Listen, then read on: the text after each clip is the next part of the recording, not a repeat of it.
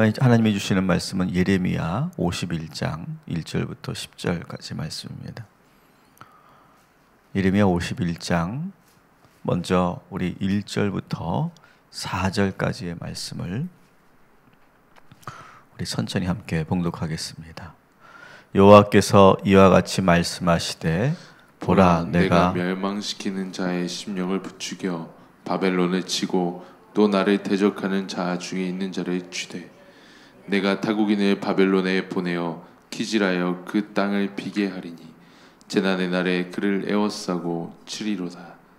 활을 당기는 자를 향하며 갑옷을 입고 일어선 자를 향하여 쏘는 자는 그의 활을 당길 것이라. 그의 장정들을 불쌍히 여기지 말며 그의 군대를 전멸시켜라.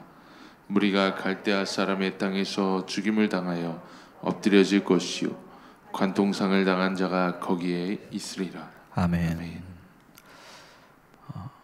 우리는 계속해서 바벨론의 그런 패망에 가는 그런 생생한 예레미야 예언을 지금 우리가 묵상하고 있습니다.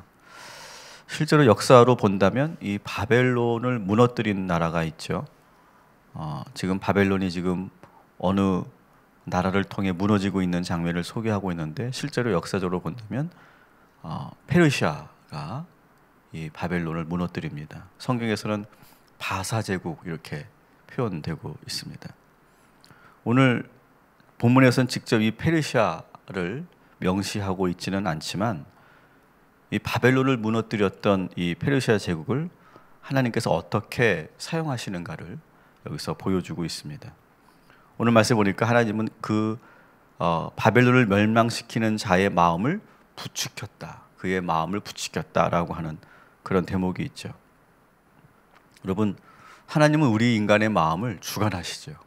그래서 부추기시기도 하고 멈추기도 하시고 또 담대하게 하기도 하시고 또 강팍한 마음을 갖기도 하시고 그렇게 우리들의 마음을 부추기는데 오늘 페르시아의 마음을 부추긴 거죠. 실제로 역사를 보면 페르시아의 세 왕의 마음을 움직입니다. 첫 번째로 키루스 왕이 있는데 키루스 왕은 이 바벨론을 처음 침공한 그런 왕이었고 그리고 바벨론의 나보니두스 왕을 응징했던 그런 왕이 바로 키루스 왕입니다. 두 번째 왕이 다리오 왕입니다. 다리오 왕의 마음을 움직여서 바벨론의 벨사살 왕을 죽게 했죠. 또 세 번째 페르시아 왕은 고레스 왕입니다. 이 고레스 왕의 마음을 부추겨서 바벨론을 완전히 무너뜨리는 그런 일들을 하게 되죠. 그리고 고레스 왕이 이 바벨론을 무너뜨릴 때 사실은 피 한 방울 흘리지 않고 그리고 그 바벨론 성을 점령할 수 있었는데 그것은 바벨론의 장군 고브리아스가 투항을 하면서 그리고 문을 활짝 성문을 열어줌으로 인해서 피 한 방울 하나 흘리지 않고 이 바벨론 성을 함락하게 되죠. 실제로 3절 말씀을 여러분 다시 한번 보시면 그런 대목이 있습니다. 활을 당기는 자를 향하여 갑옷을 입고 일어선 자를 향하여 쏘는 자의 그의 활을 당길 것이다 이렇게 되어 있죠. 다시 말하면 갑옷도 입지 못하고 그리고 활도 제대로 쏘지 못하고 성이 함락되는 장면을 미리 이렇게 예언을 하고 있는 것이죠. 여러분, 오늘도 우리 하나님께서는 우리의 마음을 주관하여 주신 줄 믿으시기 바랍니다. 그래서 우리의 마음을 부추기기도 하시고 우리의 마음을 선한 마음으로 바꿔주시고 우리의 마음에 용기도 주시고 믿음도 주시는 줄 믿습니다. 하나님은 우리의 마음을 주관하고 계세요.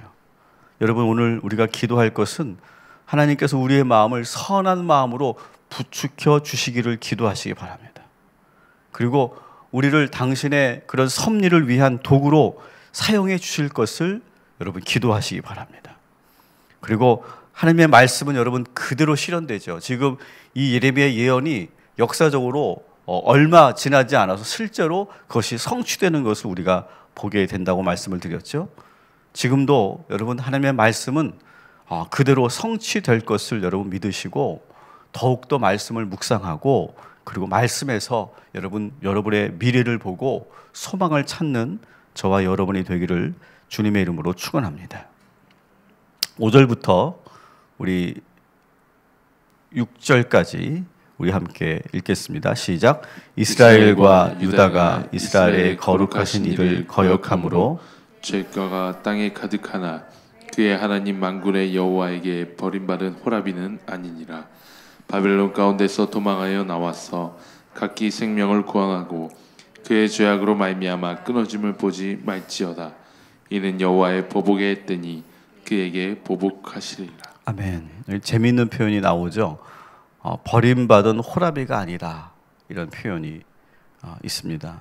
왜 이런 표현을 하게 되었을까를 이렇게 생각해 보니까 아마도 바벨론으로 이렇게 포로를 잡아갈 때 그냥 아무나 데려가지 않았죠. 바벨론 사람들이 그 아주 필요한 사람들, 더구나 특히 노동력이 상당히 중요하기 때문에 주로 남성들을 주로 더 많이 포로로 잡아갑니다.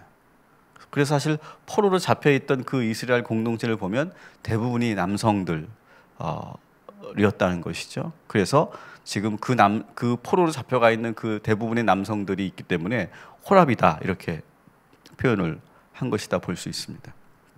중요한 것은 하나님께서 바벨론을 멸하실 때 그 성 안에 있던 이스라엘 백성들을 먼저 탈출시키시겠다 이렇게 말씀을 하시죠.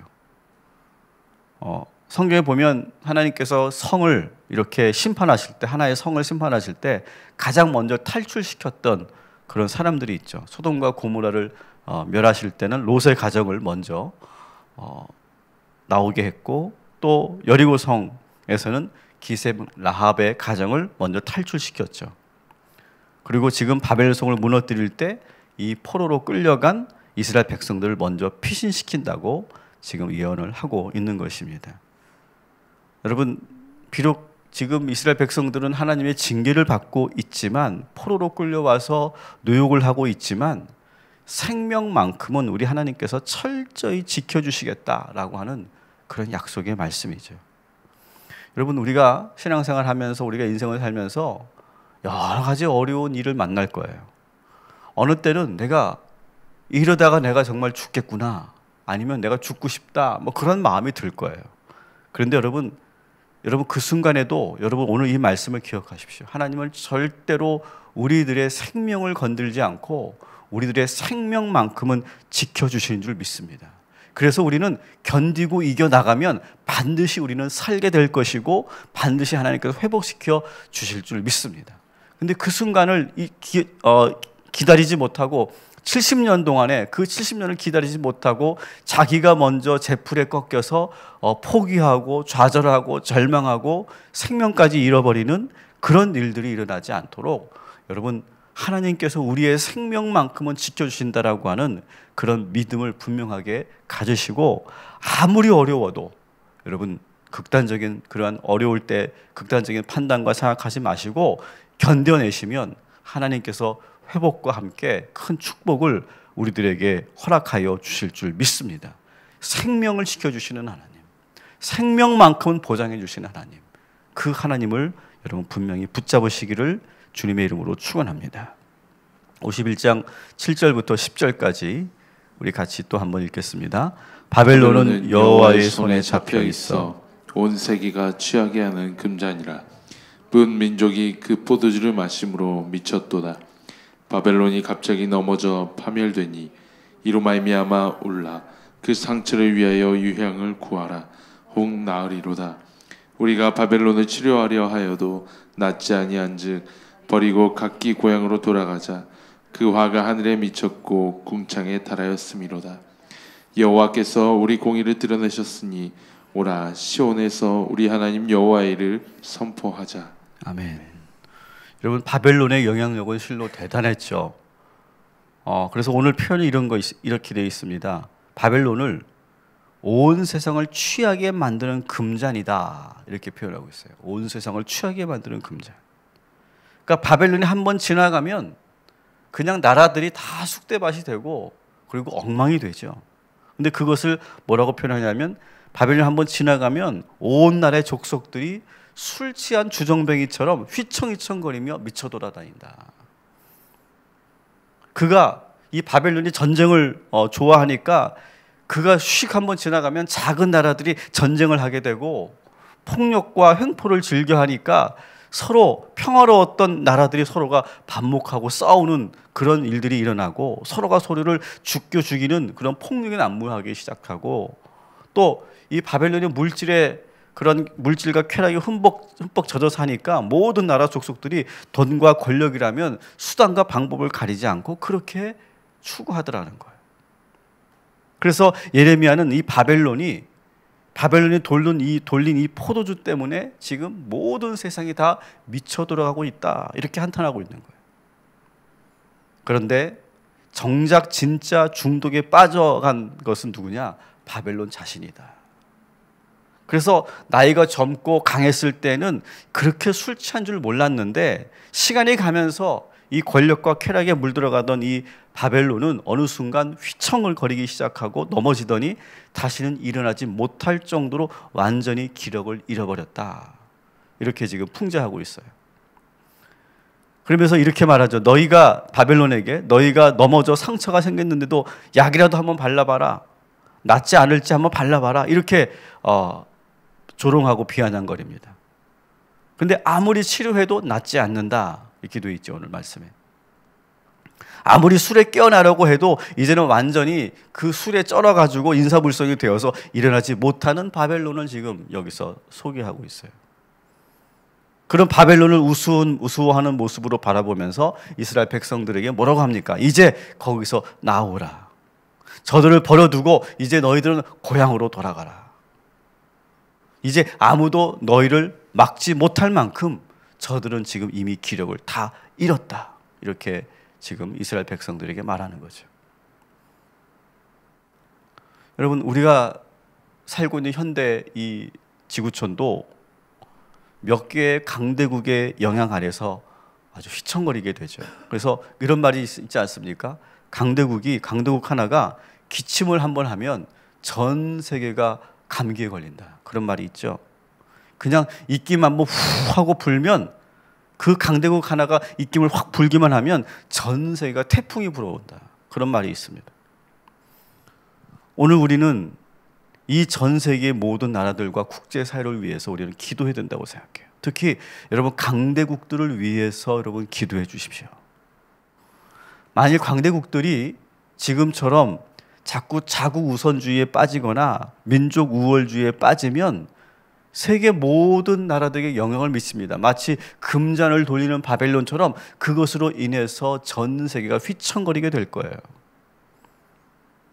그래서 여러분 강대국들은 절대로 자국의 이익만을 위해 움직이면 안 돼요. 전 세계의 질서와 평화를 위해 강대국은 기꺼이 희생하고 자신들의 국력과 경제력을 약한 나라를 위해 사용할 줄 아는 그런 높은 도덕성을 갖고 있어야 그것이 강대국이라고 저는 믿습니다. 하나님은 현재 미국에게 그런 사명을 주셨다고 저는 봅니다. 그 사명을 감당하라고 하나님께서 초강대국으로 세워주신 거예요. 그런데 만일 미국이 그런 본분과 사명을 잃어버리고 자기 우월주의에 빠져버리거나 자국 우선주의에 빠져버리면 모든 나라들에게 억지로 금전의 포도주를 마시게 하고 휘청거리게 만드는 그런 일들이 나타나게 될 것이다. 그러면 전 세계가 위기에 빠져들고 재앙에 임하게 될 것이다. 그래서는 오늘 이 시간 소위 우리 G3가 있죠. G3가 있고 뭐 G2, G3가 있고 우리 G7이 있는데 그런 강대국들을 위해서 우리가 기도하는 것이 우리를 위한 기도라고 저는 믿습니다. 오늘 이 시간 저들이 바벨론과 같은 그러한 횡포를 부리지 않도록 그 강대국들을 위해서 여러분 기도하는 것이 우리의 중요한 기도가 되시고 오늘 그들을 위해서 한 번이라도 그들의 나라를 위해서 여러분 꼭 기도해 주시기 바랍니다. 그리고 우리도 마찬가지예요. 우리도 누군가에게 이 바벨론처럼 부정적인 영향을 끼치는 사람들이 되면 안 돼요. 선한 영향력을 끼치는 그런 어른들이 되시고 부모가 되시고 윗사람들이 되시고 그리스도인들 되시기를 주님의 이름으로 축원합니다.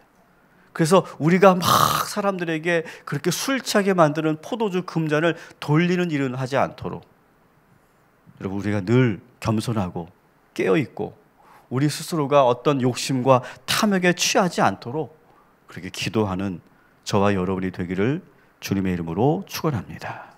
주신 말씀 우리 기억하며 함께 기도하겠습니다. 하나님의 말씀은 그대로 이루어지는 줄 믿습니다. 아직 바벨론이 멸망하지 않았지만 하나님께서 예레미야를 통해 예언하신 것들이 그대로 1.1획도 변함없이 성취된 줄 믿습니다. 오늘 우리가 사는 이 시대도 마찬가지입니다. 하나님의 말씀은 그대로 성취될 것이고 그대로 이루어질 줄 믿습니다. 오늘도 살아있는 그 말씀을 붙잡고 믿음으로 기도하는 주의 성도들 되게 하여 주시옵소서.